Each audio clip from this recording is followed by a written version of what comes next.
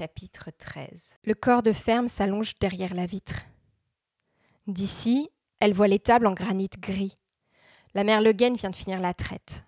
La petite fille la voit traverser la cour avec son tablier bleu, la démarche rendue gauche par le seau fumant qu'elle tient au bout du bras. Dans la lunette arrière, papa n'est plus en vue. Il s'enfonce dans le brouillard naissant. Hélène est là, seule dans la Simca 1000. Tous les dimanches, papa fait la route de Fort-Bloqué à ce hameau près de Guidel. Souvent, il reste boire le café pendant que la mère Le Guen remplit le panier. C'est la barbe de l'accompagner et d'écouter leurs conversations d'adultes. Après, on rapporte des œufs, quelques légumes et un pot de lait tiède à la maison. Elle aime ce tiède.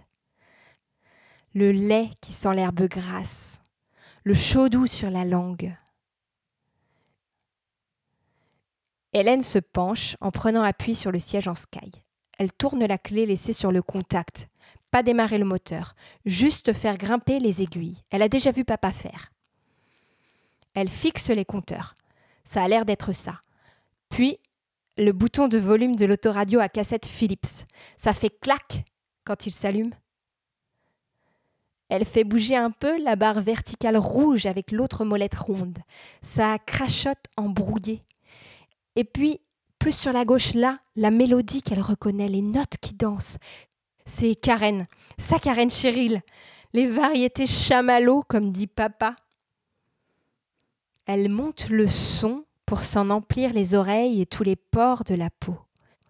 Elle ajuste l'aiguille rouge pour faire partir les derniers grésillements qui s'accrochent aux notes. Et la petite fille danse dans le froid de janvier.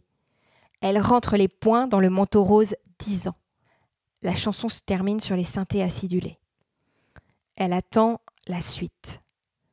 Le train d'ondes remplit l'habitacle à nouveau. Elle reconnaît une chanson que papa écoute à la maison. Les violons qui sautillent, la voix qui traîne sur les ou, l'air qu'elle identifie. Papa a dit que c'était Sophie Vartan ou Sylvie, elle ne sait plus. Entre les portières, le rythme se déplie et passe par son corps. Ça fait comme une vague, une chose sonore qui s'enroule lent et se déploie long. Quelque chose qui vient neutraliser le froid. L'ennui d'être venu à la ferme Le Guen se décolle un peu au fond du ventre. Le corps suit le rythme de la musique. D'abord la tête, puis les épaules. Un temps, et la vague qui vient s'enrouler régulier. Un temps, les 4 notes qui sautillent et de nouveau la vague douce qui emplit l'air. Tout comme ces clous d'or, ton nom est écrit au fond de mon cœur. Les sons ou qu'on remâche comme un doudou. Ça berce, ça donne la force de se sentir grande, vivre, battre le cœur. Elle se laisse retomber au fond de la banquette.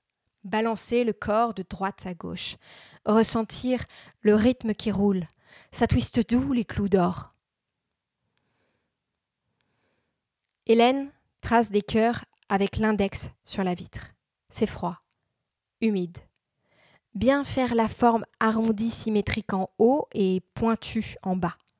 Elle appuie la pulpe du doigt contre la surface mouillée. Elle sait que papa n'aime pas ça, les marques que ça laisse. Des cœurs emboîtés, les uns dans les autres, de plus en plus grands. Essayez de faire que les contours ne se touchent pas. Des cœurs de buée, des cœurs mouillés. Janvier qui s'ouvre avec des promesses. Elle grandit. Elle voudrait déjà sentir les clous d'or dans le cœur, elle aussi. Qu'est-ce que ça fait d'être amoureuse ? Elle sourit en repensant à Christine. Avant les vacances, elle a essayé de lui expliquer comment on embrassait. Dans la cour de récréation, aucune n'était d'accord sur le sens dans lequel tournait la langue. Nicole était toute rouge, Martine pouffait. Demain, elle les retrouvera. Elle parlera des vacances de Noël, tout juste achevées. Elle dira les cadeaux qu'elle a reçus. Elle en inventera certains. Elle taira l'ennui qui coule dans les veines. Dans le temps qui s'enfuit, nous irons sans bruit, ignorant la peur. Hélène mêle sa voix à celle de la radio. Voilà, ça qu'elle sent dans le cœur d'enfant. Pas peur. La chrysalide qui se fendille. Être amoureuse un jour, bientôt. Les notes chavirent le cœur de la petite fille. Tout comme ces clous d'or qu'on voit dans le ciel. Ça fait vriller un peu la grille du haut-parleur. Elle regarde à travers les cœurs sur la vitre. Dehors, c'est opaque, dense. Le brouillard s'est abattu.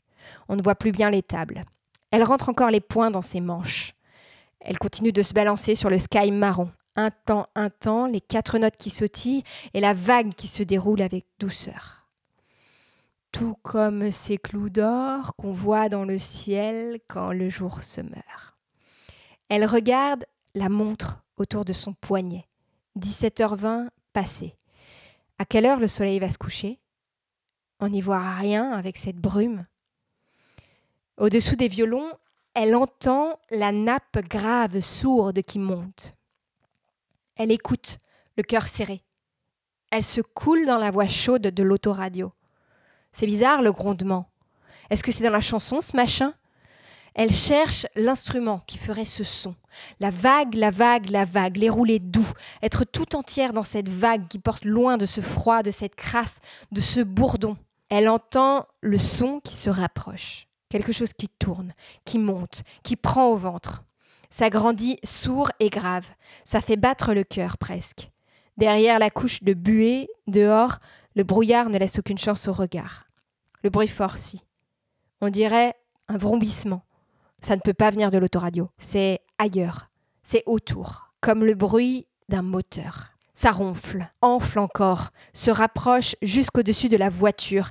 Hélène scrute à travers les cœurs, à travers la vitre, à travers la buée, de la peur qui monte. Quelque chose qui accélère le battement au dedans. Soudain, un très grand boum. C'était quoi ça ? Une explosion ? La guerre ? Est-ce que ça fait ce bruit ? La guerre ? Et puis des clous d'or dans le ciel. Les vitres ont vibré, elle en est sûre.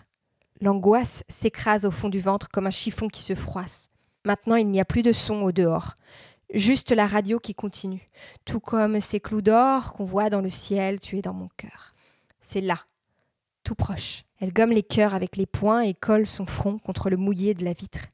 Elle ne sait pas si c'est du brouillard ou si c'est la fumée qu'elle aperçoit à quelques mètres. La buée floute.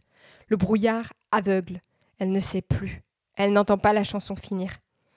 Il n'y a plus que son cœur qui bat aux tempes. D'un coup sec, papa ouvre la portière.